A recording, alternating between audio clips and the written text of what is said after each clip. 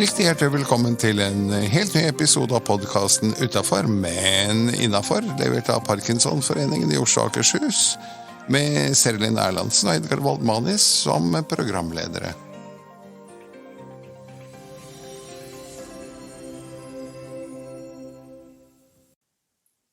All right, ladies and gentlemen, we have Tomas Gisby on the line this morning. I saw Tomas at the World Parkinson Congress in Barcelona, where he was introduced on stage. And along with this podcast, you will also see a link to a video where Tomas is playing in a video. He's playing both the guitar and the saxophone, and then he will say, well, that's not so amazing. What was amazing was he added more instruments, and then all of a sudden he was playing live on stage with the video, Tomas, and it was so fantastic, so that I wanted to invite him to our podcast, and he's here. Welcome, Tomas. Hi there, thanks for having me on the show. Hi, thank you for coming. My pleasure. And I've seen the video because when Edgar came home from Barcelona, he was so eager to show me, so it was really, really nice. So we're going to take the link out on social medias, yeah, and under the podcast as well, so everybody can see, because the pictures is not the best on radio. So we need to show people to see what you did, because that was amazing. Yeah, I'm so pleased they did a lovely recording of it, actually, because it was you know, I was very happy with it, and it was quite an amazing event, really. It was. What do you think of the whole World Parkinson Congress? I think it's incredible. It's that's the second one I've been to, and I must say, I don't think there's anything quite like it. It's the combination of the medical professionals there and the patients and the pharmaceutical companies. It's quite an incredible mix of people that you meet there. Yeah, absolutely. And I heard some of the speakers also said they were actually quite impressed with the knowledge of the patients present. Because previously you would have a researcher on stage and a researcher in the audience asking questions. This time around, apparently, lots of the patients asked the... Yeah, there were some very technical scientific questions, weren't there? Yeah. Mm. What did you learn anything this time? Is there something you took with you home that was like, this I'm going to do, or this I learned, and this giving hope, or anything?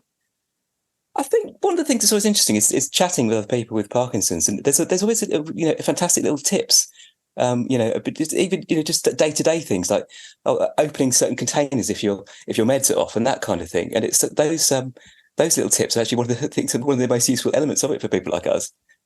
And what tip can you give to our listeners? Slip on shoes.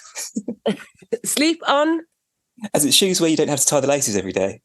Slip on. Yeah. Slip on shoes. Yes. That's that can be quite useful in the mornings. Yeah, that's brilliant. I should get that too. It's not easy for me either. Getting older. I don't have Parkinson, but it's quick. Yeah, definitely. I have a pair on now. Can you give us 2 minutes roughly about your own background? Sure, yeah. For a living, etc., etc. So I'm an editor and composer. Most of my work is editing for video for kids TV in the UK.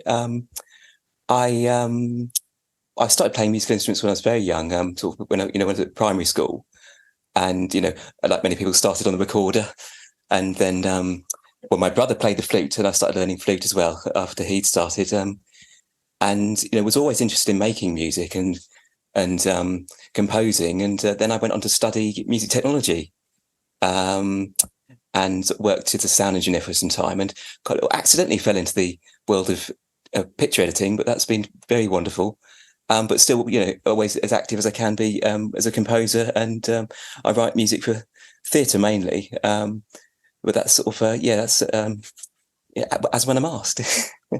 Oh, so actually now people will say, "Oh, it wasn't that amazing, the video. That's his job, isn't it?" Well, it was. It was a low budget in the sense that it was recorded on my. Did the whole video on my mobile phone, which is quite impressive. Oh gosh! Yeah, and a lot of use of well, this will make more sense for people when they've seen the video. But there was a lot of use of green cardboard as green screen as well. So it was quite low budget. Yeah. If you had not gone into the world of music and video, what other profession could you have chosen? Oh, interesting. I think it'd have been something vaguely technical. I like the mixture of creative and technical things. So, that's an interesting question. I'm not sure. Yeah, but something probably technical and creative somehow or other. So it wouldn't be that different from what you actually are doing. Yeah, I can't imagine doing anything too different, I think. Maybe since you're rebuilding at the moment, maybe you should be architects because yes. I know you only work technical. It would save me some money at the moment, that's for sure. Yeah, that would save you some money. He just told us before we went on air that he is rebuilding his house, and I think that's that's well done. Yeah, it might not be the best thing to do with Parkinson's, but we're getting some help in as well. No, because are you thinking about the rebuilding with your hands yourself, or do you think about the stress when you say it's not the best for Parkinson? I think, well, actually, to be fair, the physical work is actually great in that sense.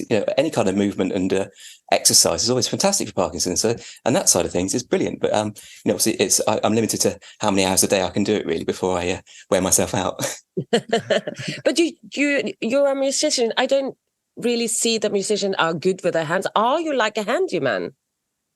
No, I mean it's true that it's being a musician it's not a great thing to combine with Parkinson's, and certainly I can't do the things that I used to be able to do. In that quite a while ago, I decided I couldn't really do a proper live gig anymore. I wouldn't be able to do a long evening of continuously playing music because I couldn't balance my medication for that long. But it was nice to be invited to do the WPC performance because I had to think about it carefully. I thought, well, if I'm very careful with my medication timing, surely I can do a 5-minute stint. And it worked very well. So that was really nice to sort of remind myself that it's still possible. Yes. But is 5-6 minutes about the max you can do? No, I think I could do a little bit longer. In fact, I'm hoping to be able to be a bit longer because I've got a repeat performance with something else as well coming up in next month with Parkinson's UK. So that'll be exciting. Oh, what have you got with the Parkinson UK? Yeah, one of their events. So that'd be very nice. But it's I certainly couldn't do in the past when I sort of played professionally as and was paid to do maybe 2-hour sets in the evening. That's certainly not something I'll be able to do anymore. You got the Parkinson diagnosed at age 33, is that correct? That's right. Yeah, just over 9 years ago now. So it's been. So been a you while. had it for 9 years. Okay, yeah. Can you tell us a little bit about the diagnosis? How did you get it? How did you know it? How is it in England to get it diagnosed? Yeah, well, it's interesting. Everybody I've spoken to is quite mixed, but very often, especially for younger people, I find the diagnosis can be quite delayed, and that's what I found certainly. I'd noticed some movement issues with the smaller fingers on one of my hands, which I think is a fairly classic starting point, and then also that my wrist was sort of ratcheting almost when it moved around. It wasn't smoothly moving, and so I went to the GP about it, and they told me not to worry. Yeah, and then sort of it not improving and gradually getting a bit more complicated.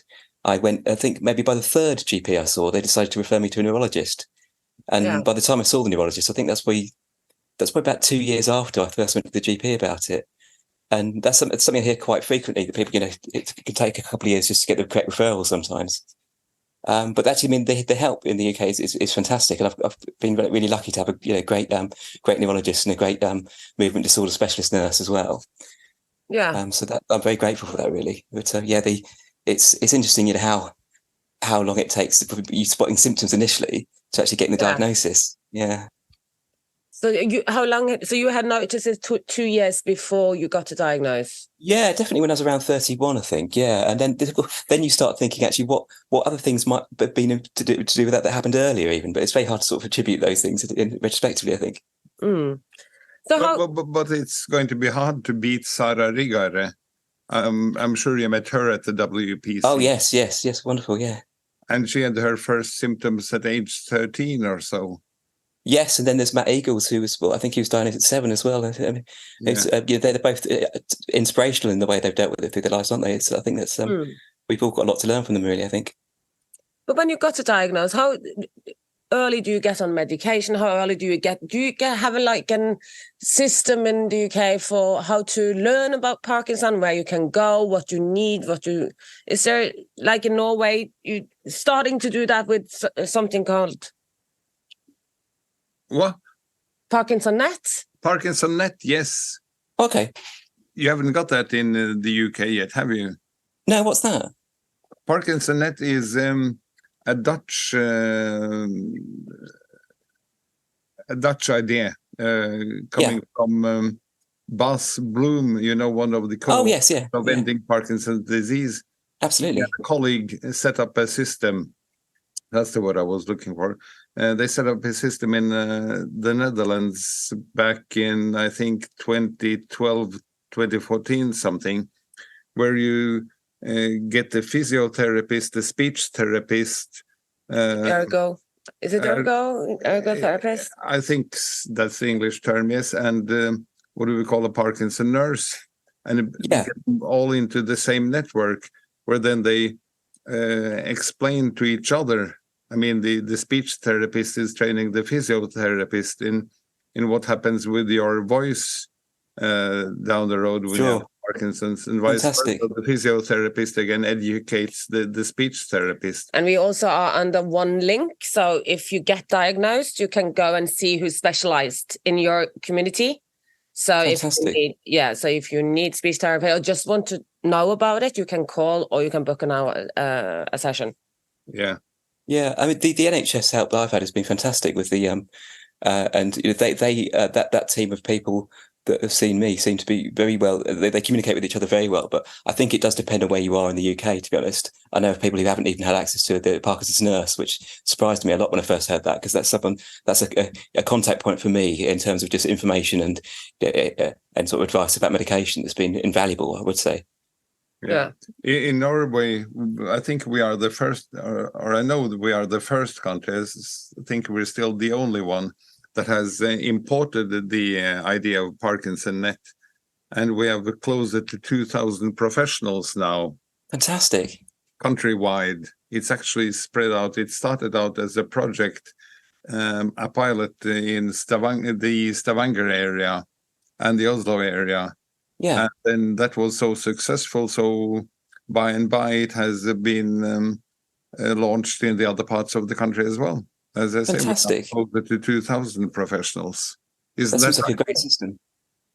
But do you have something? Are you engaged in something in your community that you meet others with Parkinson in training or in just social networking? Yeah, I mean, very much so. From quite early on after I was diagnosed, I started meeting a rather wonderful group online. And when I was living in London until recently, there was a working age group as well that I used to attend. So it's been I think it's a really important thing to do actually when you get diagnosed, is to try and have conversations with people who are in a similar position to you, because I think there's a lot to learn, isn't there? I think from people who've been through it already. Absolutely. In Norway, we also experience sort of the other end of the scale, where people are hiding in the closet because they fear of. They fear that if they tell their employer, they may not be promoted anymore. They may be passed up. They may be squeezed out eventually. Yes, yeah, indeed. I think it's happened in a couple of cases I know of. But I also say it's much better to come out and be open. Yes, indeed. I think I've always been very lucky that I've been in a position where I could tell my employers straight away, and I think that's made things much easier for me. But I can understand it's harder for some people to be able to do that. Yeah. Getting back to the music part, we've had a series of presentations in Norway about music and the brain. Fantastic. Do you think that people with Parkinson's tend to be more creative, more musical, more artistic than the average? It's interesting. Person? Yeah, I while I was in WPC, I spoke on a panel to do with creativity and Parkinson's, and that was the main keynote of that was was by Dr. Anjan Chatterjee from the United States, and he had interesting things to say about about people with Parkinson's becoming more abstract creatively as well, which that was to do with the various brain disorders. So it's quite interesting thing to say. But I don't know if I've become more creative myself because I was already doing that, but I think it's a really good thing to do, because we know that we sort of, as well as physical exercise, we need some mental exercise too to keep us tip top, don't we? And it's like doing a puzzle sometimes, isn't it? Being creative, so it's great for you, I think. Yeah. Except from being creating, what do you do actively to prevent Parkinson from being progressive? I have an exercise bike, which is actually just up here.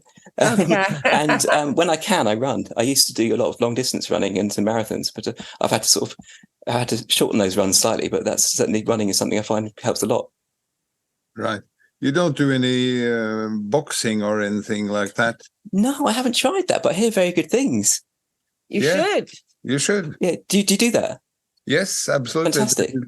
There is now a group of how many are we? We have 2 classes in Oslo on Tuesdays and 2 on Thursdays, and the slightly less intensive class is like 15 people showing up every time, and the more intensive one is having 20-25 regularly. And actually, some days we have 30 people in there boxing at each other's gloves and training. Yeah, it's quite great stress relief as well, I'm sure. And one other tip for you is, which not that many clients of me actually will take as a tip, but I will give it to you, and that is cold showers. Oh, really? Yeah, from 30 seconds to 1 minute, and then you take it longer, because you just read about it, what it does with your brain and how the dopamine and serotonin is coming. So interesting. Cold showers. That sounds, I think I'll have to be very brave that day to try that, but I'll try and give it a go. Because we live with the fjord, so I go ice bathing all the time, and I know that is really good for Parkinson's. Oh, fantastic. But you can do it in your own house. You can do it. So cold showers, and start with 10 seconds, and then you go longer and longer, and you maybe up to 1 minute. And you will notice a difference in your body afterwards. Wow. Yes, I'll build up to it. Yeah. You will experience a difference in your body afterwards. It's when they put you in the coffin. Then I'll be still. There's no movement. It's fantastic. I remember when we met down in Barcelona. You said you'd actually been to Norway a couple of times. Yeah, I've been a few times. Yes, I think it's a beautiful country. It's a wonderful place. But I performed in Norway as well. And I think it was in 2009. I performed in just for a couple of evenings in a show when I used to sort of perform as an acting musician. So performing in a theatrical show, but with instruments on stage, and that was in Lillehammer. At the Literature Festival. So that was. I think that's 2009, I think. Well, we had the Olympics. Yes, yeah, indeed, yeah. Yes. Yeah, I think I saw the ski jump, in fact. Yeah, you did. Yeah. If you're in Lillehammer, you have to see it, because you can't. You can't miss it, can you? No, you can't miss it. It's too big to not see. So, and we're still very proud of that. I mean, all of Lillehammer is having road signs with 1994 all over. Gosh, yeah, wow. I remember it. I remember watching it on TV. It's a long time ago, isn't it? It is. Fantastic. So, do you have any other tips for fellow people with Parkinson's? Oh gosh, certainly. I think that trying something creative, if you haven't tried it already, I think that's certainly sort of it's there's so many benefits to it. Whether it be trying an instrument or art or writing. I think there's so many benefits in terms of the brain exercise and just something that sort of is sort of a pleasant thing to spend your time doing. I think it's sort of especially sort of when we can be a bit. It gives you something to be in control of, when sometimes being in control of things is slightly difficult with Parkinson's. Yeah. Yeah, and singing, of course, is very good for the voice. I've noticed this is more recently for me that it's happening a bit now actually, that my speech sometimes gets a bit slurry, And certainly sort of singing can really help and, strengthen your voice, can't it? Yeah, and then you slow down a little bit as well, and you get a rhythm, because sometimes the swallowing comes or mumbling comes because it's getting too fast. Yeah, so the mouth it's not like that fast for what you're thinking is. So slowing down will be more articulate. That's something I definitely need to do. I know. Yeah, you can hear it. So that's my tip too. Isolating and slowing down. This has been very useful so far. Thank you very much. I think again, one major point is go out there, meet other people with Parkinson's, exchange hints, invite other people for a walk. What we actually do also in Oslo is something we call a pop-up walk. Oh, fantastic. And that is as easy as Thursday morning I will be at the train station at 10 o'clock. I'm going for about an hour's walk. We'll end up outside the Cafe X, where if you like to join me for a cup of coffee, that's fantastic. Fine. If you're done with the walk, that's also fine. And we call it a pop-up walk because it needs no preparation. It's excellent. I'm going for a walk. I would love company. If you would want to join in, feel free. If you don't want to join in, feel free to stay at home. Mm-hmm. It's such a good thing to do that. I think you mentioned earlier about some people sort of hide and don't want to talk about their diagnosis. And I think that's a shame, because I think events like the one you mentioned there about the pop-up walk, and even attending events like WPC, it is a slightly sort of polarized group of the people with Parkinson's that go to it. It's those that are happy to talk about it, and those that are happy to say, yes, I have Parkinson's. And it's a shame, because I think sometimes the people that maybe don't attend might benefit from them most, really, having those conversations. That's Absolutely. So true. Yeah. That's so true. So be brave, everyone. The idea of the pop-up walk is, as I said, no preparation, because otherwise, when we have membership meetings, etc., it is, who's going to speak? Then we need a room. Who's going to make the invitation? Who's going to fix the coffee? The speaker needs a thank you gift after the speech. Who's going to go and fetch that? Who's going to sit at the door, noting down who's attending tonight? There is so much preparation going in. It kills an able-bodied person, someone without Parkinson's, be killed by it already, and we're sitting there having Parkinson's, and that's why we have the pop-up walk. See you 10 o'clock at the station. Yeah, perfect. Yeah, I'll be there. Oh no, that's too far. Sorry. Good. I think that's about it for today, Thomas. Many thanks lovely to talk for to you. Joining us. Yeah, it's my absolute pleasure. Thank you very much. Thank you. I think I might have a lot more useful information than your listeners might do, but it's been great for me. Thank you. Oh, no. And listeners, go in and Google or press the link to see the amazing work he did. Yeah. Thank you. Thank you very much. Day. Take care. Take care. Det var alt i denne episoden av podcasten Uttafor, men innafor, levert av Parkinsonforeningen i Oslo og Akershus. Serlin Erlandsen og Edgar Waldmanis var programleder også denne gangen.